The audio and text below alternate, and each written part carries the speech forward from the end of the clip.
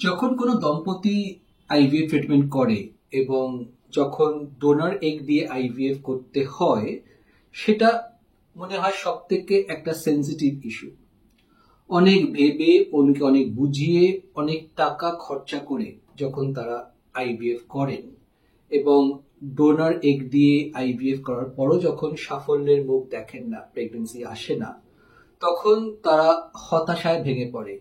মনে হয় জীবনটা বুঝি এখানেই শেষ হলো, ট্রিটমেন্টটা বুঝি এখানেই শেষ হলো, আর কোনো লাভ নেই। সত্যি কি তাই?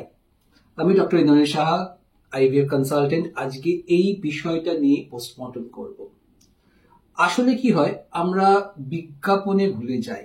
অনেক সেন্টারই বলে বা অনেক জায়গাতেই বলা হয় যে ডোনার এগ দিয়ে আইভিএফ করলে সাকসেস রেট 70-80%, আপনি নিশ্চিন্তভাবে মা হতে পারবেন। যদি আপনার এএমএইচ কম হয়, বয়স 40-এর বেশি হয়, আপনি নিজের এগ দিয়ে আইভিএফ করেছেন, 1-2 বার সাকসেস হয়নি, ভালো এমব্রিও হয়নি, আপনি ডোনার এগ নিয়ে নিন, আপনি সব থেকে ভালো ডিম পাবেন এবং আপনি নিশ্চিন্ত মা ডাক শুনতে পাবেন। বাস্তবে কি তাই হয়? সত্যিটা কি? আসল কথা, ডোনার এগ দিয়ে আইভিএফ করলেই যে প্রেগন্যান্সি আসবে তা নয়। কারণ গভর্নমেন্টের নিয়ম অনুযায়ী আমরা যে কোনো ডোনার থেকে মাত্র 7খানা ডিম বার করতে পারবো, তার থেকে এমব্রিও হতে হবে। এবং যদি আমরা ব্লাস্টোসিস্ট করি, 7খানা ডিম থেকে ম্যাক্সিমাম 2-3টে ভালো ব্লাস্টোসিস্ট হবে। এবং তার যদি আমি ধরে নিই 50% সাকসেস রেট, আপনি প্রেগনেন্ট হলেন, 10% মিসক্যারেজ হতে পারে।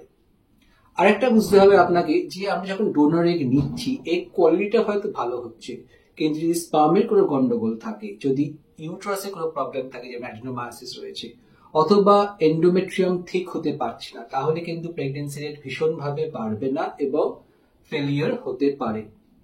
আরেকটা কথা হচ্ছে যে আপনার ডাক্তারবাবু বা ক্লিনিক সবকিছু ভেবে দেখে যখন ডোনার নেয়, তারপরেও কিন্তু তার কম এগ হতে পারে বা এগের কোয়ালিটি ভালো নাও হতে পারে। কারণ সেও একটা মানুষ, তার শরীরে আমরা সবকিছু দেখছি, কিন্তু সবকিছু নাও মিলতে পারে। তাহলে এই যে 70-80% একটা স্বপ্ন আপনি দেখছেন, সেটা ভেঙে যায় আর আপনি ফ্রাস্ট্রেশনে ভোগেন। আপনাকে বুঝতে হবে ডোনার এগ দিয়ে আইভিএফ করলে সাফল্যের হার বাড়বে যদি আপনার এএমএইচ ডিমের কোয়ালিটি কম থাকে বা কোনো প্রবলেম থাকে, কিন্তু সেটা 70-80% অবধি পৌঁছবে না। তাই নিজের এক্সপেকটেশনটা যখন আপনি কমিয়ে নেবেন, আপনার এই হতাশাটাও কিন্তু কম হবে। তাই জন্য যখন কোনো ডিসিশন নিচ্ছেন, তখন বিজ্ঞাপনে ভুলবেন না, মাটিতে পা রেখে চলুন, চোখ খুলে চলুন এবং দেখুন যে বাস্তবটা কি। এবং ডোনার এগ যে সবসময় নিতে হবে তাও নয়। আমরা দেখেছি যে ঠিকঠাক ভাবে আইভিএফ করলে, যদি 40-এর বয়সী হয়, আপনার এগের যদি সংখ্যা ভালো থাকে, এএমএ যদি খুব কম না থাকে, আপনি নিজের ডিমটাও ব্যবহার করতে পারবেন।